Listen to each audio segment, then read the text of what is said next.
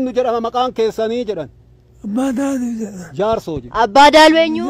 Abbaa Daaluu Jaarsoo. Ilkaan guutuu kan qaban maanguddoo waggaa 180 umuriin jaaran obbo Abbaa Daaluu Jaarsoo godina Arsii aanaan saboo jiraatu. Umurii fi fayyaa rabbitu namaa kenna akkuma jedhamu Abbaan Daaluu maanguddoo gurri isaanii haalaan dhaga'u akaayis ta'e lafee qorquufillee ilkaan isaanii tokkollee hin buqqeen jira.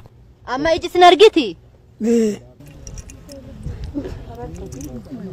Abbaan Daaluu abbaa ijoollee 65 akaakayyuu akaakilee fi abaabilee dabalatee maatii 500 horataniiru. Ijoolleen isaanis kun dhugaadha jedhu.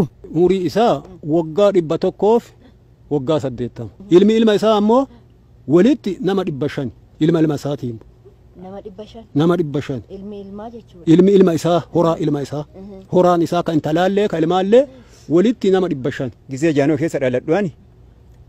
Jaarsa abbaa keenyaa kana jaarsa arrii nama guddaan jiru arge anillee jaanoo irraa ka'ee dargii keessa aga kutaa 3 barumsan baradhe. Abbaan Daaluu wayita ammaa kanas dullumaaf harka hin kennuun wallaansoo walqabaa waan jiran fakkaatu.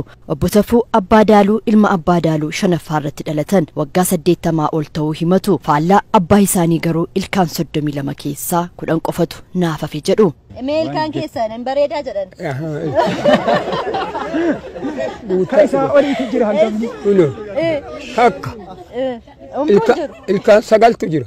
9 qofa. Fudhan. Isaan kun ka ilmaan Abbaa Daaluu keessaa ilmaan 5ffaa irratti dhalatanidha. Ilkaan 10 malee qabanii wal dorgommii alkaayii nyaachuu irrattidha kan isaan argamanii akkuma isin ilaalaa jirtan ka Abbaa Daaluutu irra caalaa nyaatee jechuudha. Miti. Ilmi Abbaa Daaluu hangafti immoo abbaa isaanii caalaa dulloomanii turturuun adeemuu dadhabanii mana abbaa isaaniitti argamu akka hanqatan obboloota isaanii irraa odeeffanne.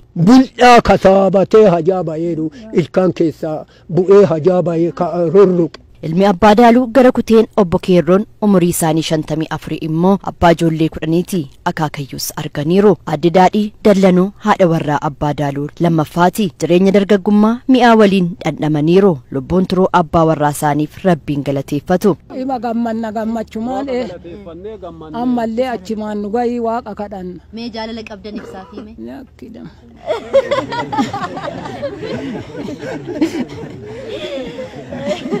Issue.